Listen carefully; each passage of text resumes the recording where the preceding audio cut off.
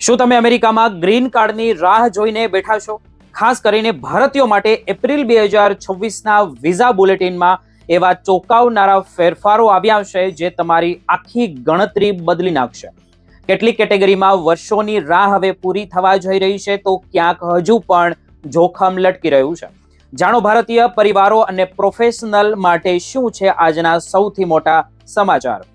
આજે આપણે April 2026ના visa બુલેટિનનું ઊંડું વિશ્લેષણ કરીશું, જે ખાસ કરીને ભારતીય સમુદાય માટે અત્યંત મહત્વનું સાબિત થશે, જે લોકો અમેરિકામાં રહે છે તે માટે. આ મહિને ફેમિલી બેઝ અને એમ્પ્લોયમેન્ટ બેઝ બંને શ્રેણીમાં નોંધપાત્ર હલચલ જોવા મળી રહી છે, અને તે તમારા ગ્રીન કાર્ડના સપનાને કેવી રીતે અસર કરશે તે જાણવું ખૂબ જ જરૂરી છે. સૌથી પહેલા આપણે પાયાની બાબતો સમજી લઈએ કે વિઝા બુલેટિન કેવી રીતે કામ કરે છે. દર મહિને યુએસ સ્ટેટ ડિપાર્ટમેન્ટ આ બુલેટિન બહાર પાડે છે, જેમાં તમારી પ્રાયોરિટી ડેટ મુજબ તમારો નંબર ક્યારે આવશે તે નક્કી થાય છે.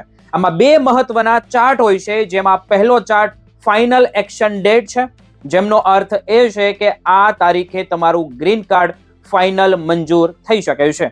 અને બીજો ચાર્ટ ડેટ ફોર ફાઇલિંગ છે, જે તમને તમારી અરજી વહેલી સબમિટ કરવાની તક આપે છે. એપ્રિલ 2026 માટે ખુશીની વાત તો એ છે કે યુએસસીઆઈએસે પુષ્ટિ કરી છે કે ભારતીય અરજદારો ફેમિલી અને એમ્પ્લોયમેન્ટ બંને કેટેગરી માટે ડેટ ફોર ફાઇલિંગ ચાર્ટનો ઉપયોગ કરી શકશે. હવે ફેમિલી બેઝ ઇમિગ્રેશનની વાત કરીએ તો F1 કેટેગરીમાં ભારત માટે ફાઇલિંગ એક્શન ડેટ 1 મે 2017 છે, જ્યારે ડેટ ફોર ફાઇલિંગ 1 માર્ચ 2018 રાખવામાં આવી છે. સૌથી મહત્વની F2A કેટેગરી છે, જે ગ્રીન કાર્ડ ધારકોના જીવનસાથી અને બાળકો માટે હોય છે. આ કેટેગરીમાં ફાઇનલ એક્શન ડેટ 1 ફેબ્રુઆરી 2024 છે, પણ સૌથી મોટો ધડાકો ડેટ ફોર ફાઇલિંગમાં થયો છે, કારણ કે ભારતીય સહિત તમામ માટે આ કેટેગરી હવે કરંટ છે, જેમનો સીધો અર્થ એ છે કે જો તમે આ શ્રેણીમાં આવતા હો તો તમારી પ્રાયોરિટી ડેટ ગમે તે હોય, તમે તરત જ તમારી અરજી ફાઇલ કરી શકો છો.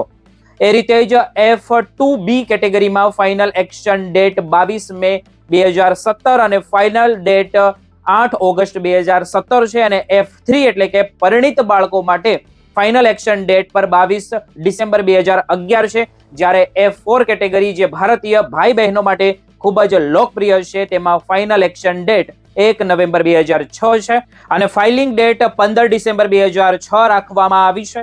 આ વખતે F4 કેટેગરીમાં 5 મહિનાની પ્રગતિ જોવા મળી છે, જે લાંબા સમયથી રાહ જોતા ભારતીય પરિવારો માટે રાહતના સમાચાર છે. હવે આપણે એમ્પ્લોયમેન્ટ બેઝ કેટેગરી તરફ નજર કરીએ તો EB1 કેટેગરીમાં ભારત માટે ફાઇનલ એક્શન ડેટ 1 એપ્રિલ 2023 છે, અને ફાઇલિંગ ડેટ 1 ડિસેમ્બર 2023 છે. EB2 કેટેગરીમાં ભારતીયો માટે હજુ પણ મોટો બેકલોગ જોવા મળી રહ્યો છે, જેમાં ફાઇનલ એક્શન ડેટ 15 જુલાઈ 2014 અને ફાઇલિંગ ડેટ 15 જાન્યુઆરી 2015 છે.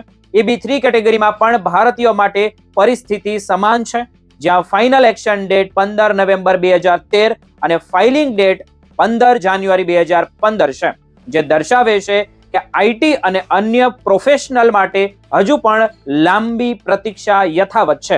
ધાર્મિક કાર્યકરો અને સ્પેશિયલ ઇમિગ્રેટ્સ માટે EB4 કેટેગરીની ડેટ 15 જુલાઈ 2022 છે.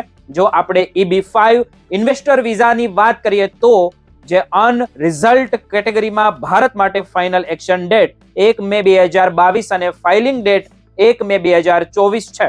પરંતુ ભારતીયો માટે સૌથી મોટો ફાયદો EB5 સેટ અસાઇડ કેટેગરીમાં છે, જે હજુ પણ કરંટ છે, અને રોકાણકારો માટે ગ્રીન કાર્ડ મેળવવાનો આ સૌથી ઝડપી રસ્તો સાબિત થઈ રહ્યો છે. એકંદરે વિશ્લેષણ કરીએ તો એપ્રિલ 2026ના વિઝા બુલેટિનમાં ભારતીયો માટે જે ફેમિલી કેટેગરીમાં ધીમી પણ મક્કમ પ્રગતિ દેખાઈ રહી છે. ખાસ કરીને EB3માં વિશ્વ સ્તરે મોટી પ્રગતિ હોવા છતાં ભારત અને ચીન માટે બેકલોગ યથાવત રહેવાનો એ ચિંતાનો વિષય છે.